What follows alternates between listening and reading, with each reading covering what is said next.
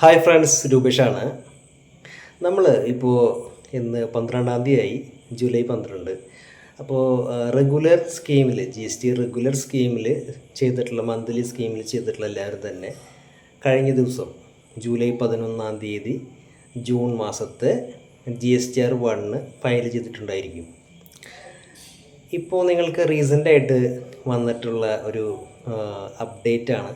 GSTR-1 ചെയ്യുമ്പോൾ HSN-Y summary മുന്നേ നമുക്ക് ഒറ്റ HSN-Y സമ്മറി നമുക്ക് ടോട്ടൽ എത്രയാണ് നമ്മൾ ഇഷ്യൂ ചെയ്തിട്ടുള്ളത് എന്നുണ്ടെങ്കിൽ അത് മുന്നേ നമുക്ക് ചെയ്താൽ മതിയായിരുന്നു സബ്മിറ്റ് ചെയ്യുമ്പോൾ. പക്ഷേ ഇപ്പോൾ GSTR-1 ചെയ്യുമ്പോൾ അതിൽ B2B നമ്മൾ സപ്ലൈ ചെയ്യുന്ന HSN code, HSN details separate, അതുപോലെ തന്നെ B2C ചെയ്യുന്ന സപ്ലൈ ചെയ്യുമ്പോൾ അതിലുള്ള HSN ഡീറ്റെയിൽസ്, HSN കോഡ്, ഗുഡ്സിൻ്റെ HSN കോഡ് B2Bക്ക് സെപ്പറേറ്റ് ആയിട്ടും B2Cക്ക് സെപ്പറേറ്റ് ആയിട്ടും രണ്ടും രണ്ടായിട്ട് തന്നെ ചെയ്യേണ്ടതുണ്ട്.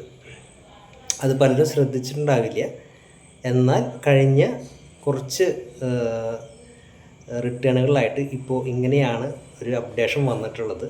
അപ്പോൾ അത് പ്രത്യേകം ശ്രദ്ധിക്കേണ്ടതുണ്ട്. ഇനി മുതൽ നമ്മൾ HSN-Y സമ്മറി കൊടുക്കുമ്പോൾ അതിൽ B2Bക്ക് B2Bയുടെ സ്പെഷ്യലായിട്ട് സെപ്പറേറ്റ് ആയിട്ടും B2Cക്ക് സെപ്പറേറ്റ് ആയിട്ടും നമ്മൾ ഫയൽ ചെയ്യാനായിട്ട് പ്രത്യേകം ശ്രദ്ധിക്കേണ്ടതാണ്. ഓക്കെ. അപ്പോൾ GSTയുടെ കൂടുതൽ ഡീറ്റെയിൽസ് അറിയാനായിട്ട്, അതുപോലെ അക്കൗണ്ട്സിൻ്റെയും മറ്റുള്ള കാര്യങ്ങളും കൂടുതൽ അറിയാനായിട്ട് stay tune with Capitax India. Thank U.